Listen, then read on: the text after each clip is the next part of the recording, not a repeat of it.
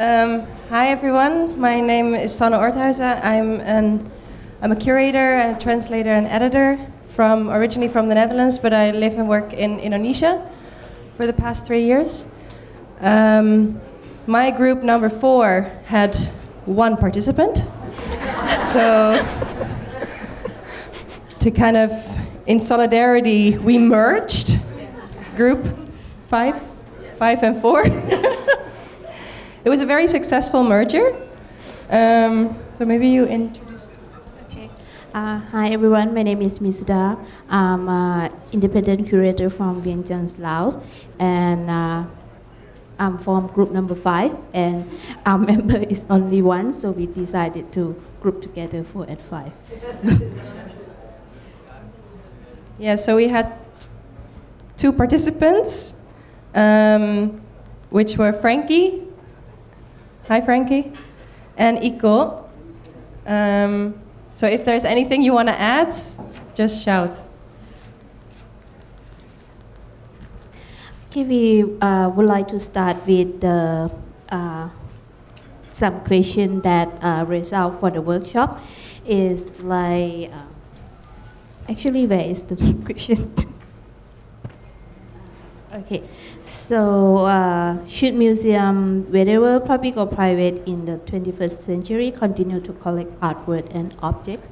In our group, we think that what the museum doing now is a good job already, because museum is kind of the place that keep the history of life that happening to our cultures, and is kind of the record of not only is record of the memory of life to the history. So the present today will be the history for the future people. So we're thinking that the museum should still collect the artwork. And anything you want to add? Maybe the question was that we also raised was who is collecting, why and what for. I think the question why, to ask that question, for me personally is quite important, because also the answer should be able to be no. And then when you do say yes, you know actually the reason why you're doing it.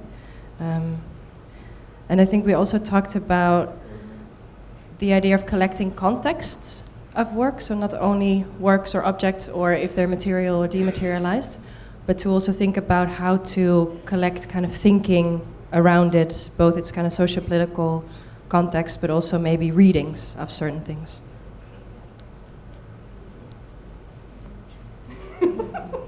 This is also how our conversation went. We kind of didn't follow the questions like this. And we just decided that we would first see what other people would respond, which is not possible now. Apa lagi?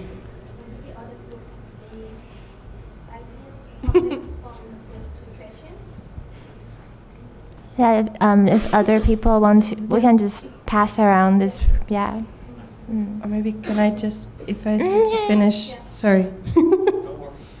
I think the question, and particularly in relation to question number 3, we also talked briefly about the fact that both collecting but also museums are, and I guess what I would add maybe now, that institutions themselves are active processes which continue and are continued both by its histories but also by the people that are working in a particular institution. And those processes are, how I consider it, inherently political. So I think also the questions to ask whether you want to keep collecting and you want to keep instituting that particular organization or institution that you work for is a political question that also requires a political position. Whether you say it's neutral, neutrality is also a political position, in a sense that for me, I don't think neutrality really exists. So yeah, maybe that's to end with. So hello, I'm Marc Mouarkech from Beirut. I'm one of the co-directors of the Arab Image Foundation. I'm representing Group 9, so we were 4. We were 4, but the interesting part is that Noel from Sculpture Park comes from an entity that decided from the beginning not to collect because they consider that collecting is not part of what they want to do. Katerina from, Izoliacja comes from an entity that started collecting at the beginning, and then at some point they decided that it's not relevant anymore, and so they stopped. Birdie from M+ is part of an institution that is currently collecting, so they're reflecting a lot on their collecting practices. And I come from an institution that collected for 22 years, and for the time being, we decided to take a bit of a step back to understand better the gaps in our collections and the communities that aren't represented, and how we could re-strategize our act of collecting. So the discussion, all in all, started on reflecting on why we collect and whether we should stop collecting at some point. And I believe that having a collection sometimes becomes a burden, and sometimes it doesn't reflect at all the thoughts of an institution. But collecting shouldn't stop, because the act of collecting builds discourses, but it also counters other discourses. So if institutions that can collect just stop, we can fall into discourses that doesn't represent us anymore. So, so the act of collecting becomes, in a way, an act of activism as well. We started wondering how we should collect today and how we should reflect on the material that gets collected today, how we should think of new digital methodologies in order to collect the digital correctly, although we still don't have the right distance from the digital to understand how it'll affect the collections later on.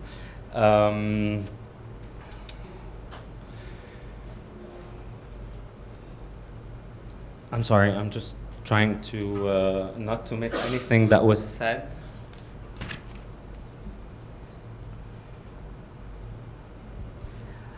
There was something really important that was said at some point, is that the audience is most of the time disappointed with what we collect. And so this is where we started talking about inclusivity and how we can, I mean, reflecting on what James Bradburn said, how documentation can be inclusive, why not the act of collecting can be also inclusive? So some of the initiatives that were taken is that Catherine worked on a project where people brought objects that they own, and they told their story to an entity that was collecting, and the people working at that entity documented these collections, these objects, and they were part of the collection. Another initiative by M+ was the platform about the neon signs that we've heard about. So having the audience or the public included in the collecting practice is starting to be more important. From our side at the Arab Image Foundation, we believe in reciprocity. We believe that we took a certain responsibility in preserving photographic collections from the Arab region, and we believe that it's the responsibility of the public to add to that as well, to reappropriate the objects that represents them. And finally, the last idea that was mentioned is that today collecting has become very scientific. We always talk about a collection committee or an acquisition committee, and we lost the passion, we lost the attachment to things that can represent us in a certain community, and some of us feel like we need to bring back that lightness that reflects on the relational object, so how we get attached to the objects that we are collecting. Thank you. Well, I'm Clémence Cottard-Hachem. I'm the co-director of the Arab Image Foundation and the head of collections. So I will not repeat what Marc said, but more or less we had the same results, let's say. So I'm representing Group 8. Our conversations were extremely intense, let's say, but productive, very organic as well, because I also try to since I did not want to go directly with the questions you already asked us, I wanted to talk about the IF practices, and I was expecting, let's say, answers from my colleague. And we had also different profiles. So one director of a museum, researcher, art historian. So it fed the conversation. But what, let's say, I mean, we focused on, again, the act of collect, for sure, how to collect and what to collect. And what seems to be very important in our conversation was to say, okay, we have objects with social life. How can we deal with that as well? Because this social life can be, let's say, I mean, can be transmitted by the question of the narratives, the stories, but it's also inscribed in the materiality of the objects as well. So if we want to collect, for example, in the future, we can collect narratives, we can collect processes, we can collect usages around this object, we can collect practices as well.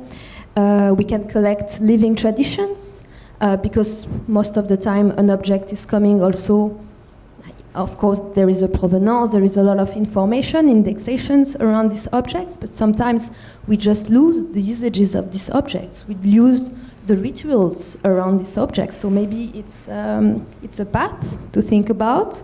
How can we collect living objects? The question of engaging, so in the act of collect itself, maybe a key can be to, again, engage communities, individuals who had at some point usages of these objects. And we also talked about maybe the question of the possible networking between institutions or cultural entities. And a lot of other very organic conversation around temporalities, context. Yes, of course, the main questions was the context, where we are, from where we are talking, to whom, which kind of politics are framing us, which kind also of colonization are framing us, because we also realize that our practices are colonized. For example, preservation. Preservation practices are also colonized. Museum practices are colonized. What's a museum today here in this region or in the Middle East, for example, or what's an archive in the Middle East as well? It's a tool for domination as well. So these are questions that we have to raise. Thank you. So I'm Sandrine Llouquet, Group 12. I'm a visual artist coming from France, Vietnam, and now Portugal. But I'm here as the former director of Salon Saigon in Ho Chi Minh City. It's a kind of boutique museum of contemporary art, and we try to present heritage and contemporary art at the same time. So in our group, we were 4 Indian colleagues and myself, so including Masum Pincha, art history student, Abey Sardesai, who was the moderator of the talk, the first talk this afternoon, Nanditi Kilrani from Ajebgar, it's a strategy and cultural management institution, and Sheilza Ray from Flow. Sorry, I just read my notes. Yeah, so basically the conversation very quickly shifted towards another direction. We didn't speak so much about collecting and the collection, but well, we talked quickly about new technologies and the place of new technologies between, I don't remember who mentioned this term, but I think it's quite interesting, in new technologies between solution and deception. We talked about the art and cultural ecosystem, and how important it is for institutions and museums to collaborate with researchers, academics, and the artists, of course, to strengthen the relationship within this ecosystem, and also relationship between the artworks, the objects, and the audience. We mentioned an interesting practice which consists in matching heritage and contemporary creation. But in fact, the biggest part of our discussion was really, in fact, what Abe talked about in his presentation. So I won't go back too much on this presentation. So we didn't talk much about the act of collecting, collections themselves, on specific practices, but more about this question, what do institutions and museums want to say through their collection? So, like I don't know who mentioned collecting as a activist act. We mentioned also what else? Oh yeah, my colleague talked about the need, the importance of raising sensitive questions, talking about taboo subjects such as the caste here. He talked about this earlier. And I think that's all. Yes, thank you. I am Natalia from Vietnam. I am Associate Professor of Russian University for Humanities, Faculty of Oriental Studies, and of Vietnam National University, independent curator and writer. But I think this is not why I'm here, but because I'm also a founder, as already Arlette has mentioned, of the first Vietnamese private independent contemporary art space. I was in group number 3, and we had, we are quite numerous group. We had 6 people from India, Philippines, Taiwan, and 2 more countries in one personality, Russia, Vietnam. In fact, I suppose that I will be in the group with people who deal with collecting of contemporary art, because this is my interest and focus. But in our group, mostly had been people who from the museums which collect historical artifacts. So the questions which I, like sub-questions to the main topics which I designed in advance did not properly work, but we had discussions on many other issues. And like I told me, thinking about collecting of contemporary art, for me the answer was yes, of course, otherwise how we can transmit the trails, artistic trails of our period to the future generations, as well as this kind of holistic understanding, holistic representation of our realities to the future generation. But it was not like this for other participants. They were thinking on such issues like already built collections in their museums, and emphasized that a huge part of objects in these collections are not yet properly studied, described. Some are not even identified, and they were talking about how to maintain this collection and about evaluation of objects regarding direction of the museum activity. So the answer for this question for people dealing with collecting historical artifacts from the serious museums was to continue collect, but as our colleague from Taiwan had told, meaningfully. So another issue we discussed is the problem of some limitations in building collections and also in exposing our collections. What these limitations are in reality of our countries. First, this is dealing with colonial past in this our globalized transnational era.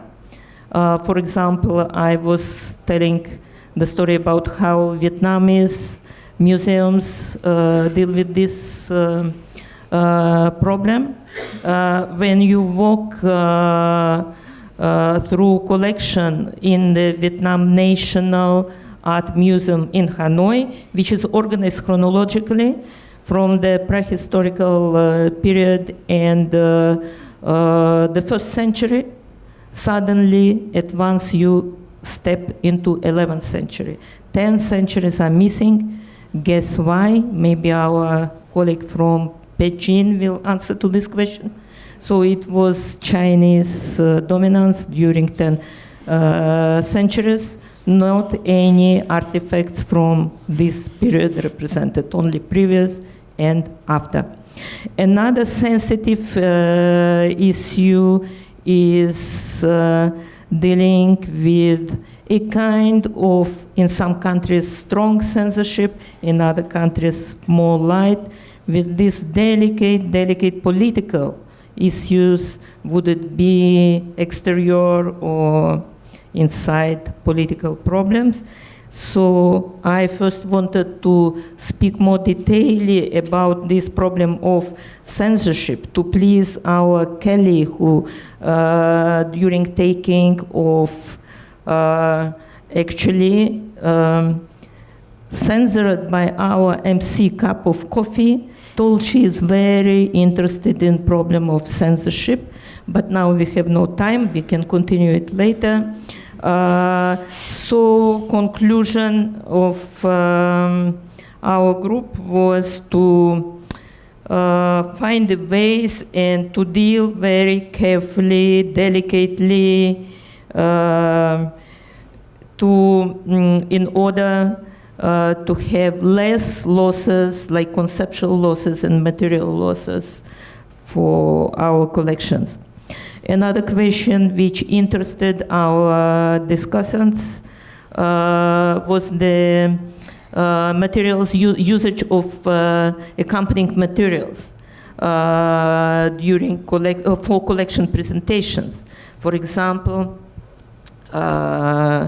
we decided that very long descriptions, detailed labels, a lot of statements, the excessive usage of technology for explanation sometimes are not so helpful, and the audience lose this like natural perception of the art work or art artifacts. So we must be also very careful, and we all understand that this is the educational purpose for using all these accompanying materials, but it should not be too heavy didactic. Great, thank you. Just also a quick reminder that we have about, I would say, 5 minutes left for everybody left. So maybe just pick like 1 or 2 points. Thanks a lot, everyone who came before us. Okay, so my name is Natalie Johnston. I am from America, but I live in Yangon. Pardon? United States of America. But I've lived in Asia the last 13 years and working in Myanmar the last 10. I run an independent art space there called Myanmar. And our group was 4 people, and we had a very diverse group. We had the director of the Yogyakarta Museum. We have a visual artist from India. We have a student at the BDL Museum in Mumbai, a former government worker, and a PhD student writing on Sikh martyrdom.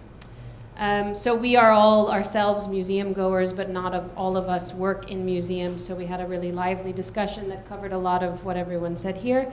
But a couple of key points were that museums ultimately are power structures within the public domain, and that perhaps the collections need to be disseminated or given back in many cases, sort of cleansed to create new gaps, to see the gaps. And maybe that would be a good place to start for museums to continue to collect in the 21st century, which we all agreed that they should. As well as re-indigenizing museums. So never mind the decolonization, but bringing in more of an indigenous feeling towards preservation, towards collecting, towards public consciousness in the arts, in history and memory. And another just interesting point that was brought up that no one has mentioned yet, because we had a PhD student who works in religion. We discussed a little bit about how museums compete with religious sites in many parts of the world for public attention, for kind of interpretation, and that was a very interesting point.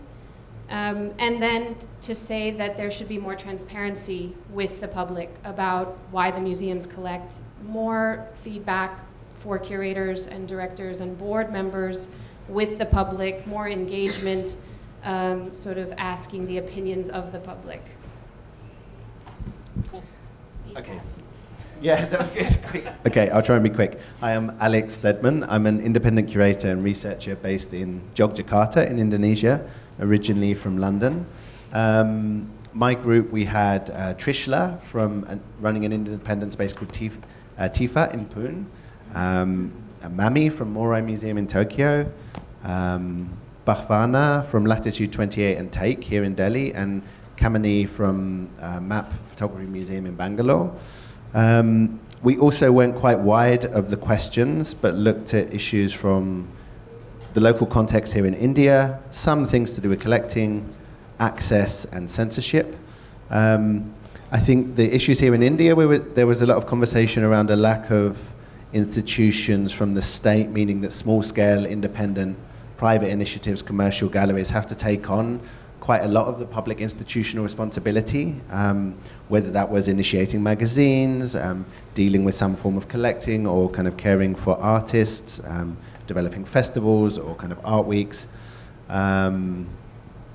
Within collecting, there was questions of how do we particularly collect our contemporary moment to be shared with future generations, focusing on the key question of what do you collect and how. So there was conversations from the Moray, like collecting through commissioning, so commissioning contemporary artists to make work and taking those into the collection.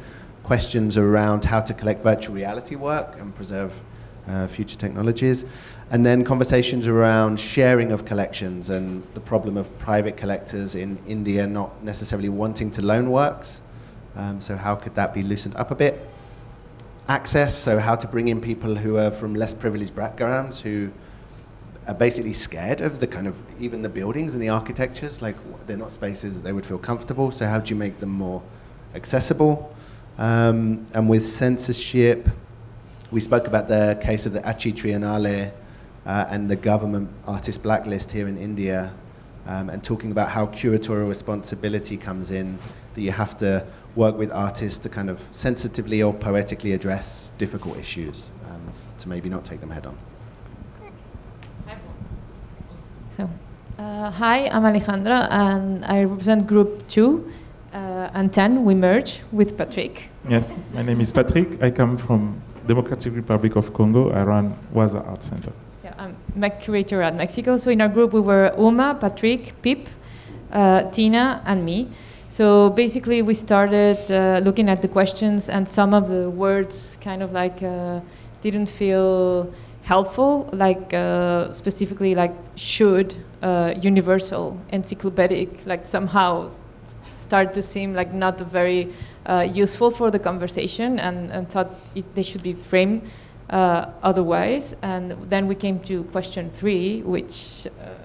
And the last question, we decided to revert it. Instead of asking if there are challenges when you don't collect and what will be the next step, as if we need to change the fact of not collecting, we decided to understand the opportunities of not collecting and what the museum who collects can learn from those who doesn't collect.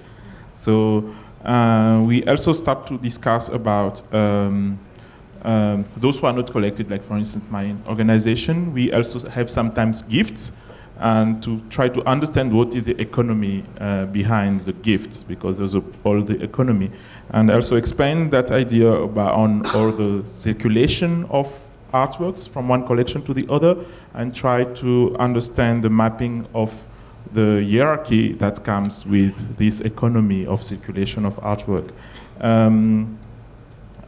Yes, and also to understand like the collection as something that is come with power, as many groups has already said, so I will not expand a lot about that.